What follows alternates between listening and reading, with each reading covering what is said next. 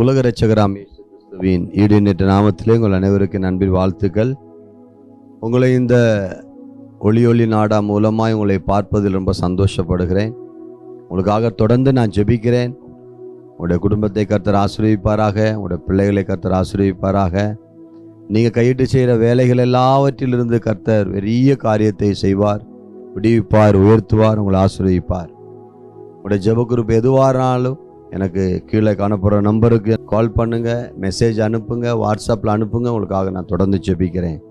நான் மிஷினரியாக ஆந்திரா, தெலுங்கானா, சத்தீஸ்கட், ஒரிசாவில் பல பாடுகள் மத்தியில், சிரமத்தின் மத்தியில், வேதனையின் மத்தியில் நான் இந்த ஊழியத்தை செய்து கொண்டிருக்கிறேன். அதனால் எனக்காக நீங்கள் ஜெபித்து கொள்ளுங்கள். உங்களுக்காக நான் ஜெபித்து கொள்கிறேன். பைபிளில் இருந்து ஒரு வசனத்தை வாசிக்கும் போது சங்கீதங்களின் புஸ்தகம் 37:23 நல்ல மனுஷனுடைய நடைகள் கர்த்தரால் உறுதிப்படுத்தப்படும். ஆம் பிரியமான தேவனுடைய பிள்ளைகளே, நல்ல மனுஷனுடைய நடக்கைகள் கர்த்தரால் உறுதிப்படுத்தப்படும். எவ்வளவுக்கு எவ்வளவு ஆண்டவருக்கு உண்மையாய் நம்ம நடக்கிறோமோ அவ்வளவுக்கு அவ்வளவு கர்த்தர் நம்மளை உறுதிப்படுத்துவார், ஒரு நிலைப்படுத்துவார். என்னை அநேகர் சொல்லுவார்கள், நீங்கள் இந்த சிட்டுக்குருவியை போல அங்கங்கே நீங்கள் அலைஞ்சிக்கிட்டு இருக்கீங்க, ஒரு இடத்துல ஸ்திரப்படுங்க, ஒரு இடத்துல உறுதிப்படுங்கன்னு சொல்லுவார்கள். நான் மதுரையில் பிறந்து கேரளத்தில் வளர்ந்து அங்கேயும் பல இடங்களில் தொடங்கி ஹீலிங் மினிஸ்ட்ரி தான் என்னுடைய மினிஸ்ட்ரி. அதிகமாக எனக்கு சுகமளிக்கிற வல்லமையும் பேய்கள் மேலே உள்ள அதிகாரத்தையும் கர்த்தர் கொடுத்துருக்கிறார். 40 நாள் உபவாசம் 28 தடவைக்கு மேலே எடுத்திருக்கிறேன். 21 நாள் உபவாசம் 30-40 தடவைக்கு மேலே எடுத்திருக்கிறேன். அப்படியாக இருந்து உபவாசம் இருந்திருந்தே என்னுடைய வாழ்க்கை. இப்போ கூட ஜூலை 23 முதல் ஆகஸ்ட் 31 வரை உபவாசம் எடுத்து 40 நாள் எடுத்து இன்னமும் அந்த 3 நேரம் சாப்பிடக்கூடிய நிலைமை இல்லை. என்ன கேட்டால் அந்த சாப்பாடு மேலே ஒரு இன்ட்ரெஸ்ட் வரலை. இன்றைக்கு நான் உபவாசத்தோடு தான் இருக்கிறேன். இன்றைக்கி சாயங்காலம் எது கிடைத்தா சாப்பிடுவேன். என்ன கேட்டால் இங்கே கூட சாப்பாட்டுக்கு ரொம்ப சிரமம். நினைச்சால் உப்பு ரொம்ப காரம் போடுவாங்க, உப்பு போடுவாங்க, ரொம்ப புளி போடுவாங்க. இவங்க சாப்பாடெலாம் நம்மளால சாப்பிடவே முடியாது. அது என்னாலெல்லாம் அது முடியலை. ஏதோ ஆண்டவரின் அழைப்புனால இந்த இடத்துல இருக்கிறதுனால எனக்கு ஆண்டவர் இந்த இடத்துல ஒரு தரிசனத்தை வைத்திருக்கிறதுனால, அவனோட விருப்பம் இருக்கிறதுனால இந்த இடத்துல 10 வருஷமாக என்னை வைத்திருக்கார். எனக்காக ஜெபித்து கொள்ளுங்கள். ஸ்தோத்திரம். நல்லா உறுதிப்படுத்தப்படும். நம்ம அநேகர் சொல்லுவாங்க, ஆந்திராவில் கூட ரொம்ப இடத்துல நான் தொடங்கியிருக்கிறேன். ஏலூர்ன்னு, விஜயவாடான்னு, காவாலின்னு, பிட்ரகுண்டான்னு சொல்லி, அது உஜ்ரெட்டிப்பாளையம்னு சொல்லி, அதுக்கடுத்தது தணுக்கு, ஜங்கரட்டிகுடம், இப்படியாக பல இடத்துல நான் தொடங்கினேன். என்னால் நிலைநிற்க முடியல. இப்பொழுது 2 இடத்துல ஆந்திராவில் பிரத்திபால்லையும், தெலுங்கானாவில் நர்சாம்பேட்டையிலையும், ஒரிசா சத்தீஸ்கட்டில் கூட என்னுடைய ஊழியத்தை 4 ஸ்டேட்டில் செய்து கொண்டு வருகிறேன். எனக்காக நீங்கள் தொடர்ந்து ஜெபிக்கும்படி அன்போடு கேட்டுக்கொள்கிறேன். அப்போ ஆண்டவர் சொல்லுவாங்க, குருவி போல இருக்காதீங்க, நிலைப்படுங்கன்னு சொல்லுவாங்க. நான் கர்த்தர் இந்த இடத்துல தாவீதை பார்த்து சொல்லுகிறார், நான் உன்னை 37:5 வாசிக்கும் போது உன்னை நான் வாய்க்க பண்ணுவேன்னு சொல்லுகிறார். 37:5 37:6 சொல்லப்பட்டிருக்குது, உன் நீதியை வெளிச்சத்தை போலவும் உன் நியாயத்தை பட்டப்பகலை போலவும் விளங்க பண்ணுவேன். ஆமாம் பிரியமான தேவனுடைய தரங்களே, நம்பர் 1 இதில் என்ன சொல்லப்பட்டிருக்குதுன்னா, காரியத்தை வாய்க்க பண்ணுவார். நீங்கள் எதற்காக ஜெபித்துக்கிட்டு வர்றீங்க, எதற்காக நீங்கள் ஜெபிக்கிறீங்க, எதற்காக இவ்வளவு வேதனைகளில், சோதனையில், பல வேதனையில், பல துக்கத்தில், பல பாடுகள் மத்தியில் இருக்கிறீங்க, கர்த்தர் நிச்சயமாக உடைய ஸ்தோத்திரம் உடைய காரியத்தை வாய்க்க பண்ணுவார். இந்த அதிகால வேலையில் என் காரியம் வாய்க்குமா வாய்க்காதா, எனக்கு ஸ்தோத்திரம், எனக்கு ஒரு விடுதலை கிடைக்குமா கிடைக்காதா என்று சோர்ந்து போய் இருக்கிறீங்களா? கர்த்தர் நிச்சயமாக உங்களை வாய்க்க பண்ணுவார். உடைய காரியத்தை நிச்சயமாய் அவர் வாய்க்க பண்ணுவார், அவர் விளங்க பண்ணுவார்.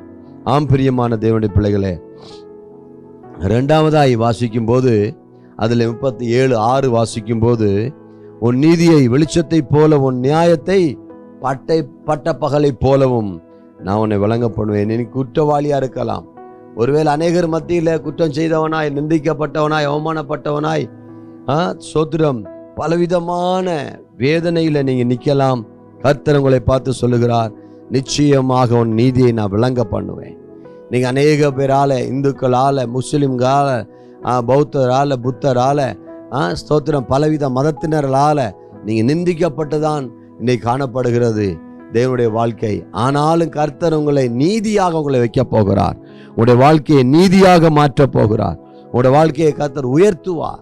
உங்களுடைய வாழ்க்கையில கர்த்தர் பெரிய மாற்றத்தை உண்டாக்குவார், சந்தேகமே இல்லை.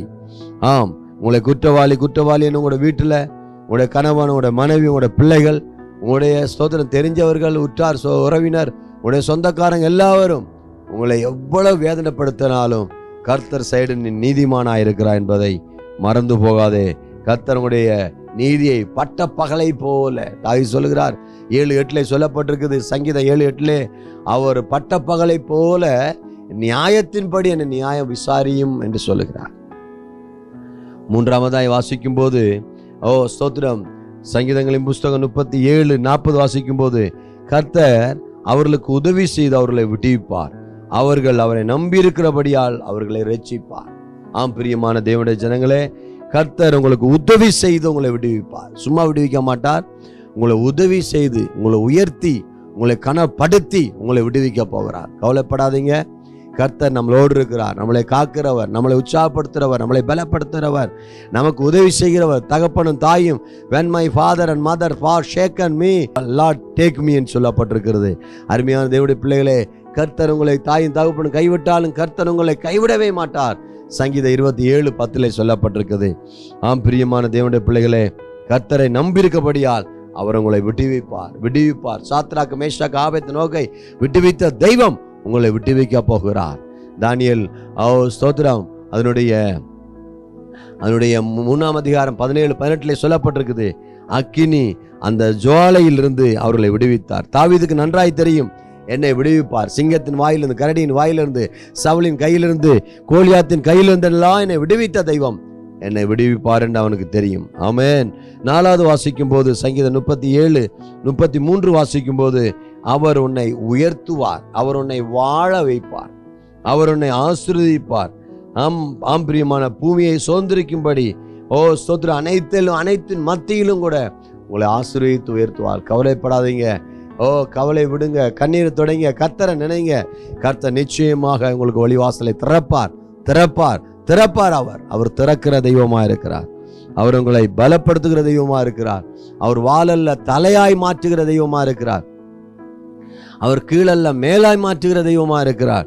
கவலைப்படாதீங்க, கர்த்தருடைய கரங்கள் உங்களோடு இருக்கிறது, கர்த்தருடைய வல்லமை உங்களோடு இருக்கிறது, கர்த்தருடைய கிருபை உங்களோடு இருக்கிறது, கர்த்தருடைய மகிமை உங்களோடு இருக்கிறது, கர்த்தருடைய அபிஷேகம் உங்களோடு இருக்கிறது. ஆமென். அவர் உங்களை உயர்த்துவார், அவர் உங்களை சிங்கத்தின் வாயிலிருந்து தவிப்பார், சவுலின் கைக்கு தவிப்பார், உங்களை அவர் விடவே மாட்டார். ஜெபிக்கலாமா? நல்ல பிதாவே, நன்றியோடு நாங்களுமே துதிக்கிறோம். ஆண்டவரே, எங்கள் ஆண்டவரே ஸ்தோத்திரம். மனுஷனுடைய நடைகள் உறுதிப்படுத்தப்படும் சொன்னீங்களே, நாங்கள் உறுதி இல்லாமல் உறுதியற்றவர்களாய் காணப்படுகிறோம். எங்களை உறுதிப்படுத்துங்க சுவாமி. யாரெல்லாம் ஆண்டவரே ஸ்தோத்திரம் ஒரு நாட்டில் இருந்து கொண்டு விசா இல்லாமல் இருக்கலாம், வேலை இல்லாமல் இருக்கலாம், விவாகம் இல்லாமல் இருக்கலாம், ஒரு வீடு இல்லாமல் இருக்கலாம். ஆண்டவரே ஸ்தோத்திரம், தகப்பனே ஐயா ஸ்தோத்திரம், ஒரு நிலையான ஒரு வீடு இல்லாமல் இருக்கலாம், கவர்மெண்ட் எனக்கு வீடு தரலையேன்னு சொல்லி கொண்டிருக்கலாம். ஒவ்வொரு பேரையும் நீர் உயர்த்தி பலப்படுத்துவீராக ஆண்டவரே. எல்லா தடைகளையும் மாற்றி போடுவீராக, அற்புத அடையாளங்களை செய்வீராக.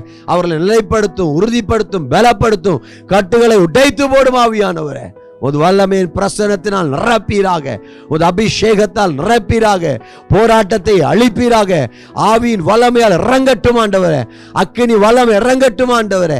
எல்லா ஸ்தோத்திரம் போராட்டத்திலிருந்து விடுதலை தருவீராக ஆண்டவரே.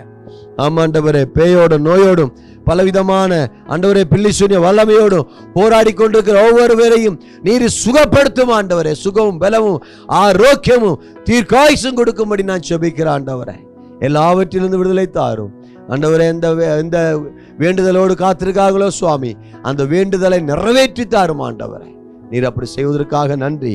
இயேசு கிறிஸ்துவின் வல்லமையுள்ள நாமத்தில் ஜெபிக்கிறேன், ஜெபம் கேளும் எங்க நல்ல பிதாவே. ஆமென், ஆமென், ஆமென். கர்த்தர் உங்களை ஆசீர்வதிக்கட்டும். இந்த செய்தி உங்களுக்கு ஆசீர்வாதமா இருந்திருக்குமானால் எனக்கு அநேக பேருக்கு இதை ஷேர் பண்ணுங்க. உங்களுடைய ஜெப குறிப்புகளை எனக்கு அனுப்பித்தாருங்க. உங்களுடைய உதார்த்தமான காணிக்கையாலும் உங்களுடைய உபவாச ஜெபத்தாலும் இந்த ஊழியத்தை தாங்கும்படி அன்போடு கேட்டுக்கொள்கிறேன். கர்த்தர் உங்களோடு இருப்பாராக. ஆமென், ஆமென்.